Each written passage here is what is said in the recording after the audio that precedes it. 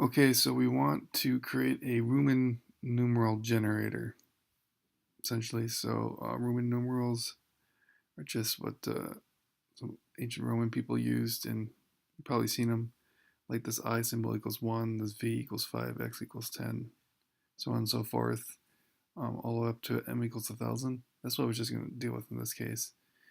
So it's like if you wanted the number, I'll just show you. So like we have this function Roman numeralize that takes a regular integer, such as 4, 475, 209, 191, and it'll print out what that is in Roman numerals. So what it would be. So how do we go about doing that? Are there some tricks, some logic that you can use? Um, yeah, so it's pretty straightforward. You just think that you just keep on adding the numbers that you need all the way up to the um, or the symbols that you get all the way so you get to 0. So it's like if you wanted 4, you just like 5 is greater than 4, so you would add 4 ones. But there is this also tricky little edge case. Well, it's not edge case, but a little logic that throws you for a loop. Um, Instead of, if you wanted 4, you don't want write 4 ones, like 1 1 1 1, 4 of these. You would write 1 5, so that's denoting subtraction. So 1 less than 5.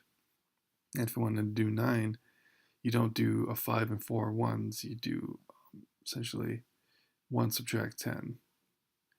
And there's this little rule that if you ever wanted to do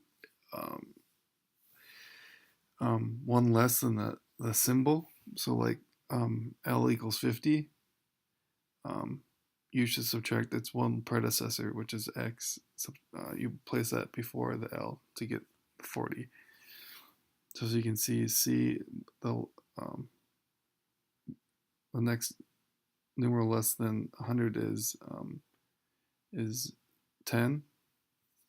So you would just write 10 subtract 100.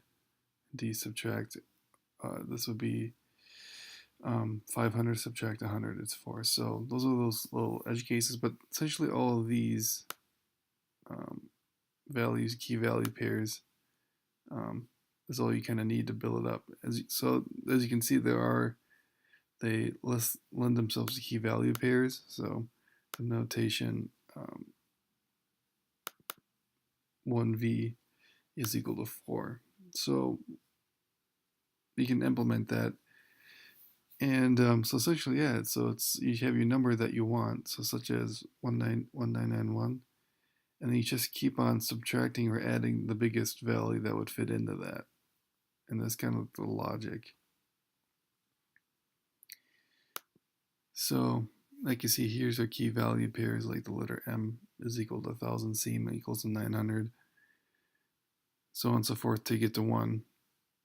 So what you want to do is just keep on adding these numerals together, concatenating them, and subtracting their value to the number that you're given until you get to 0.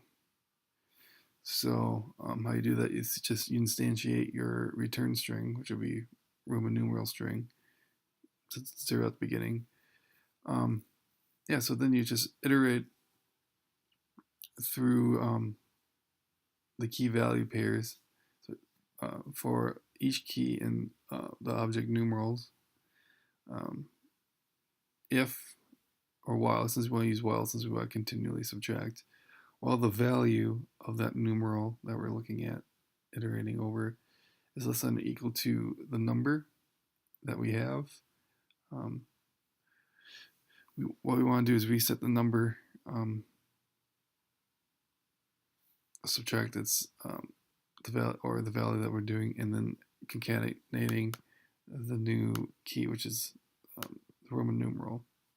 Maybe so instead of key, I can put Roman numeral or something. But yeah, and when you're done, you just you've concatenated and until you got into 0, and you have your Roman string hopefully together. So as you can see, if you do it, and if you wanted to do a new one, what's a big one? Like let's do a tricky one, 9999. That should work too. Yep, so you get it there.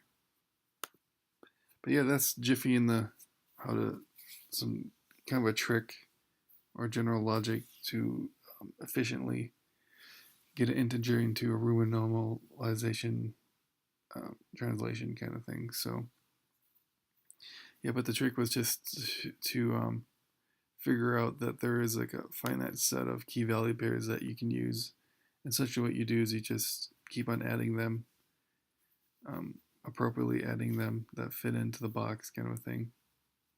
At first, I thought you could use modulo division, but this works itself out too. So